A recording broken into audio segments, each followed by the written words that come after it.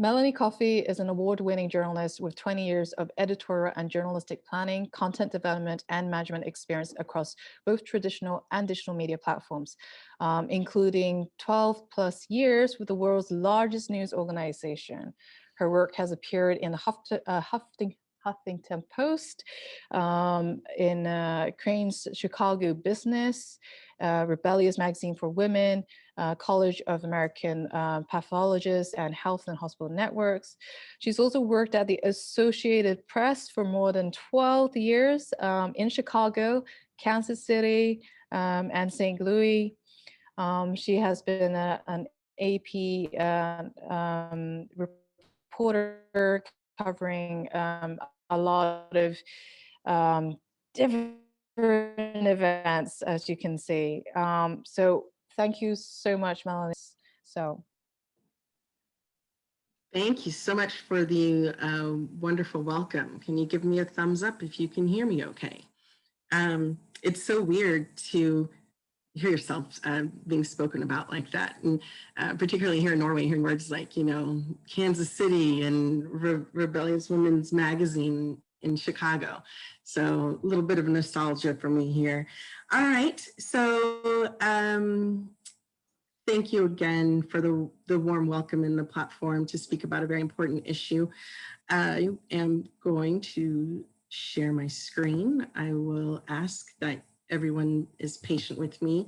I am much more familiar with Microsoft Teams than Zoom, but in our virtual environment, this is, yeah, it requires a lot of patience, you know, in this new way of working. So again, Kaman gave a great introduction, so thanks again. I thank everyone for joining us here today. You know, it is truly an honor for me to be here talking about these two important topics that are close to my heart, which is journalism and diversity. As mentioned before, I worked in the US for nearly 20 years as a journalist, covering all kinds of stories imaginable. And it was a wonderfully challenging and rewarding experience. As a Black woman reporter in a predominantly white and male newsrooms, I also had some uniquely challenging experiences, but we can get into that later. I moved to Norway with my family 6 years ago, but we've been visiting Norway regularly since the 1990s. And I have to say, it's been so refreshing and interesting to watch how the country has evolved quite quickly from an extremely homogenous society to one that is increasingly rich in different cultures and viewpoints. And though I know we have registrants here at the conference from all over the world, for this talk, I really wanted to land points that were specific to the local audience. In fact, in order to better prepare for this presentation, I've been reaching out to some local journalists, and I've had a lot of really interesting conversations. For those who are here on the call and who opened up to me, thank you so much for giving me that gift. And it's an honor to share your story. So the people that I spoke with, some of them are in some of the biggest newsrooms in the country, and others are freelancers working for different kinds of publications. And I'll be sprinkling their insights with you throughout this presentation. And I see that the media landscape in Norway is really rich with opportunity. I encourage anyone and everyone to take learnings from today's conference to grow and push the boundaries and take the extra step to push for better journalism. Whether that's pushing yourself as a journalist to make the extra phone call, listen better, or suspend your intrinsic beliefs so that you can better hear the stories that people are trying to is a witness to life unfolding. How does diversity, equity, and inclusion come into play? What else can be done to create a more accurate representation of that rough draft of history? But before we dive into all that, let's start off a little bit more simply. So, Diversity. We hear this term a lot and we use it a lot, but how often are we really thinking about what it means? It means everything. It means Black, white, brown, man, woman, trans, Christian, Muslim, Buddhist. All of this you know. But what about if you're a journalist and you're on deadline or in the middle of a story and the issue around diversity comes up? Do you automatically just think gender? Or do you take a moment to consider all the different ways that that word can manifest itself? As an American, I am often really struck by how in Norway, when we talk about diversity, people only mean gender. And when I say gender, I mean in a binary sense, man, woman. And some of the journalists that I spoke with, they talked about, one thing that they wish their coworkers would remember, that when it does come to diversity, it's not just gender in a binary sense. Or when they talk about people of color, it's not just people who are of African or South Asian descent. Or when the discussion centers around gay and lesbian issues, remember the beautiful uniqueness and fullness of the LGBTQIA community, lesbian, gay, transgender, queer and or questioning, intersex, asexual and or ally. It's a beautiful umbrella. Let's recognize each part. And from a leadership perspective on diversity, how do you know that your news organization is actually employing effort to find diverse candidates? Or excuse that there's no really good candidates out there. Well, I challenge you to ask your newsroom leaders, or if you are not working in a newsroom, just ask your publication of choice, how are you actually looking for diverse candidates? Is that a priority? Are you using the same sources, the same LinkedIn groups, the same word of mouth references that you always have? Honestly, looking in the world of business, diversity hiring 101 is just to search outside of your immediate network for candidates. I fully recognize that in Norway, it is a small country. And some say there's really not such a thing outside of my immediate network. But I implore you to challenge that excuse. And how certain are you that the organization is doing its true due diligence to bring in diverse candidates? So ask the questions, find out, hold the newsrooms to a higher standards. More diverse newsrooms create better equity. Now, this is around fair treatment. It's around fair access. It's about an opportunity and advancement for all. To have equity, to have more equity in the workplace or in your newsrooms, it's about eliminating conscious or unconscious bias by providing the proper support. To newsroom leaders, are you supporting each other, or are you supporting reporters in a way that they need to be supported to be successful? And for reporters, are you pushing for what you need in order to be successful? We all have different needs, and that's fine because we are all different. And another thing that's a huge big of the DEI conversation is, do you feel safe enough to speak up in your newsroom to push for things to be better? And as journalists, I hear you. I really do. There's no time. There's no time. There's no time. You're rushing from one story to the next with limited amount of resources. Why? And so there's no time. Okay, I understand. There's no time. But at what cost?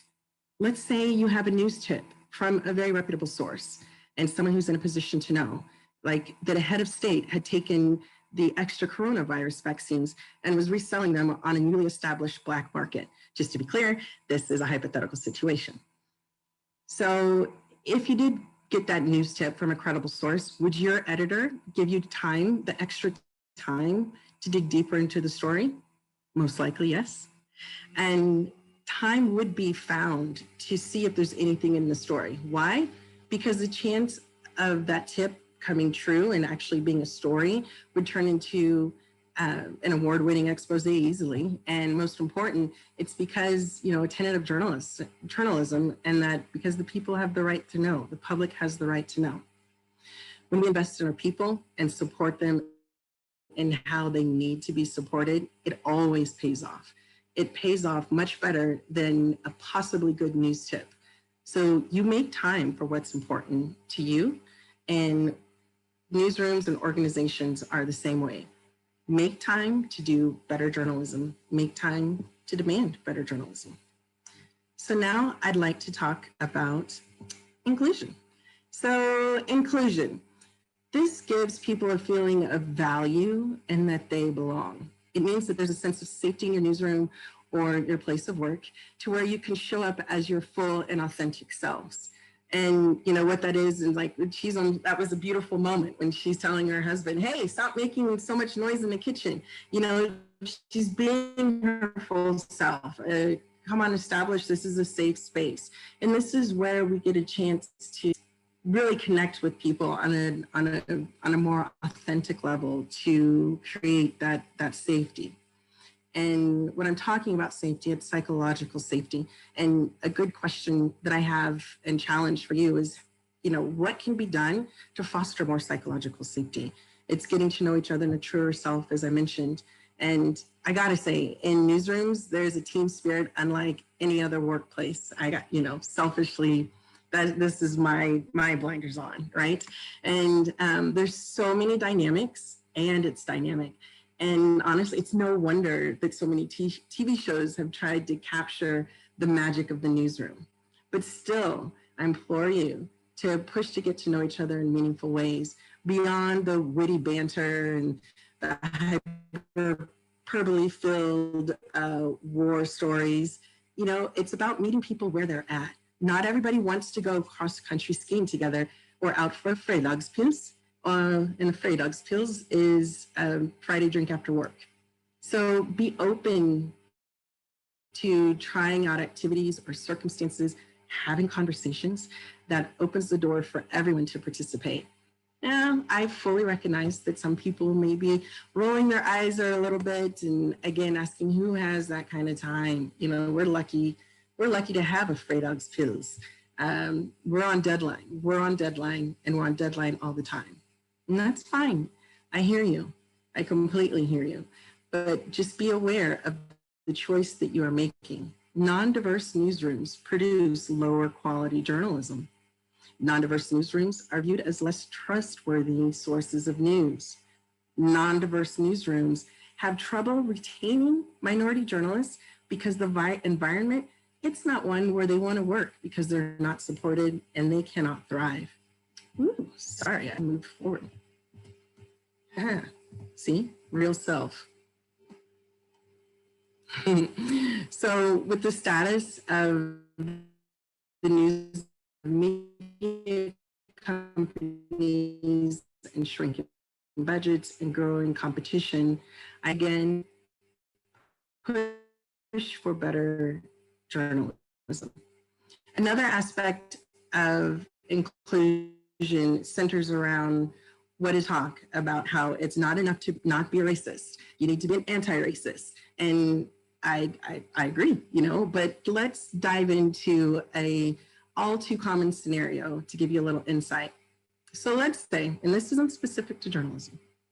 So let's say something culturally insensitive happens in your newsroom or place of work. And I have to tell you, it is something you never see coming. And it always comes out of the blue. Hold on. Oh no. It always comes out of the blue. And so you're sitting there and you're wondering, okay, what should I do? Someone says something, how do I respond? What should I do? Can I say something? Should I say something? Oh, did that just happen? And you start to do this mental spin. You're starting to do this mental spin. And eventually you're like, well, if I say something, and honestly, it seems like time stands still. Eventually, if you are a person, you can speak up and say, hey, You know, I noticed that you probably didn't mean it when you said this, but when you said this, this was actually offensive and hurtful. And I just wanted to point that out, and it's not right. Now, of course, that person's then going to go through most likely a mental spin of, oh my God, is this happening? Did I say this? Is this, how do I respond? Da-da-da. So there's this awkward pause and silence on both ends as people are trying to navigate the, the waters, because this stuff isn't easy. Now, then what often happens is nobody says anything. And then you move on to the next day. I'm so glad you said that, because I thought that person was really wrong. And a lot of times your immediate reaction is, why didn't you say something at the time?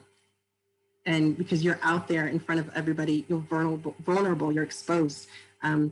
But if you don't say anything, then are you going to beat yourself up later? Like it's this myriad of emotions. And I think one little tip that I'll give to people who are really keen on being allies, but a little nervous on how do I do this? I don't want to make a mistake. And so you're, analysis paralysis, essentially. And what I would say, the answer is in 2 simple words. When that happens, just say, I agree. It's a short sentence, but it's a powerful sentence. So if someone steps forward, a person who identifies as a minority, or even if it's just somebody who doesn't, and they notice something that isn't sensitive that is said, just a quiet, I agree. It goes a long ways. You don't have to say more, you don't have to say why, but as a person who has spoken up in many occasions, and just to be met with deafening silence, I understand the silence, because I'm uncomfortable too. But if you're looking for ways for more allyship, it can come in the form of a simple, I agree. I guarantee it will mean the world to the person. So that's just kind of an example that was given to me from a lot of the journalists that I spoke to. And I'm trying to, there was a lot of insecurity about speaking with me about their experiences of being journalists of color. And I think that speaks to psychological safety.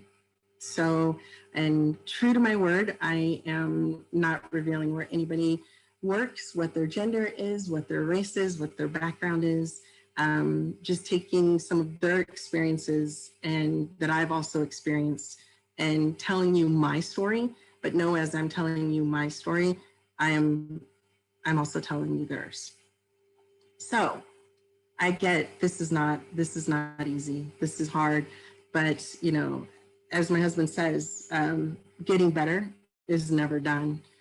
And diversity, equity, inclusion, it is a journey. So big. And that is the elusive goal in journalism of objectivity. And that's telling stories without bias or slant, presenting just the facts, and letting the facts speak for themselves. And honestly, while objectivity is an admirable goal and truly never stop pushing for it ever, but know that just by the nature of us being human beings, it's impossible. We just have to strive to get closer and closer. We all have bias.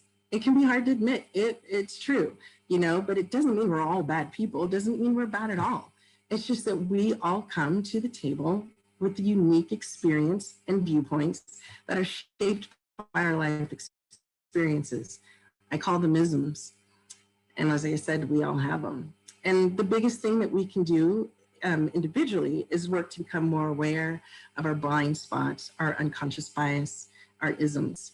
And a lot of diversity work, meaningful diversity work, kind of starts in here. It starts with evaluating yourself and being honest with yourself. When you are thinking of diversity, do you initially only think of gender? Just have a gut check.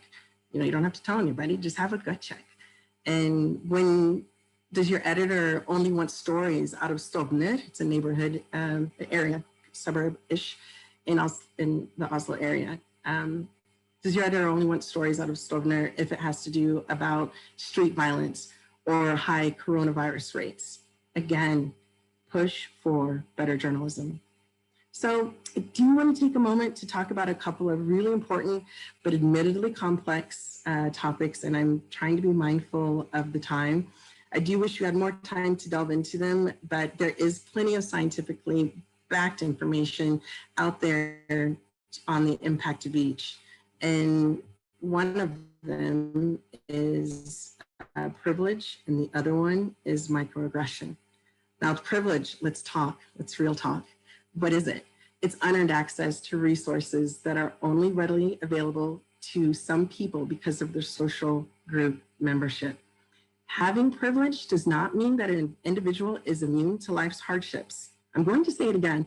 Having privilege does not mean that you are immune to life's hardships, but it does mean having unearned benefits or advantages that other people that don't receive in society just by the nature of one's identity. Look at me. I have plenty of privilege. I have a lot of privilege. You know, I'm so fortunate. What are my privileges? Let's talk about them. I was born into a family that valued education and made sure I went to college. We were fortunate enough to be able to afford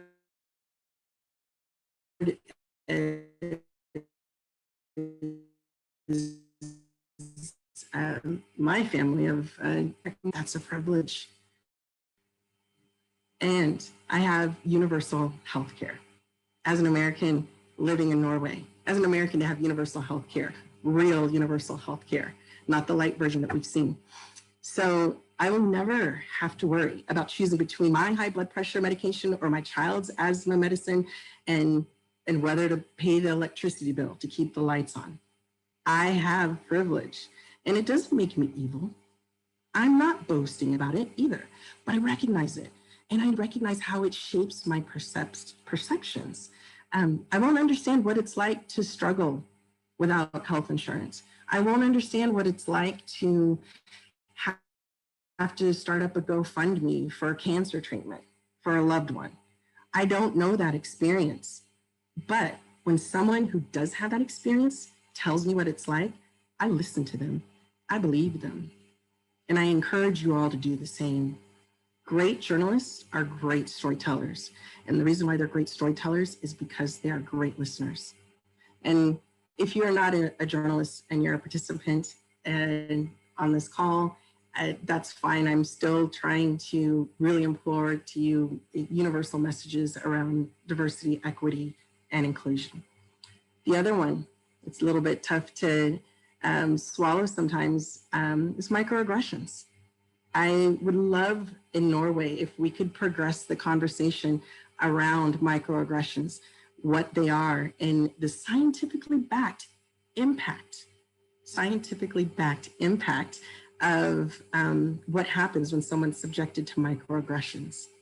You know, this term, it's been around since the 70s, but as a modern day definition from Dr. Daryl Wing Sue, which you see here, puts it as everyday slights, indignities, put downs, and insults that members of marginalized groups experience in their day-to-day interactions with individuals who are often unaware that they have engaged in an offensive or demeaning way.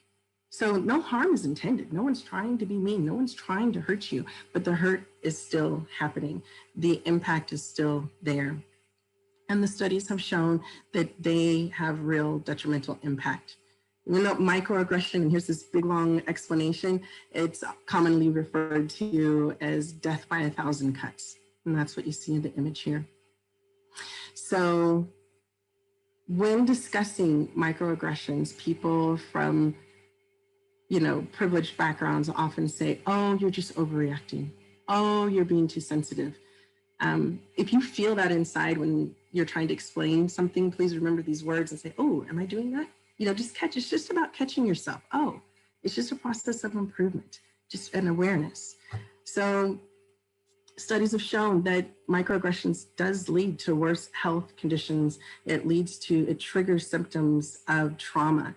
And in young adults of color, it's been found to lead to suicidal thoughts. So it's a real thing. These are studies that have that a very, very large subject pool. I'm forgetting the word now. And so scientifically significant studies. So it's a real thing. People aren't overreacting. Some examples. Waar are du egentlig fra? Where are you really from? This is a question. I know that I've got so many smiles. The reason why is you identify, you've had that question, you've heard that question, and you thought, what? And oftentimes this question is asked to people of color here in Norway. Where are you really from? They're born here, they're brown, they're born here, they speak perfect Norwegian because they're born here. But where are they really from? Because they're born here. And so it creates this feeling of alienation and not belonging to the country that you were born in. Happens a lot in the US as well. A lot of Asian Americans are asked that question. So another example of a microaggression, asking an Asian person to help with math or a science problem. Oh, you're good at math. Can you help me figure this out?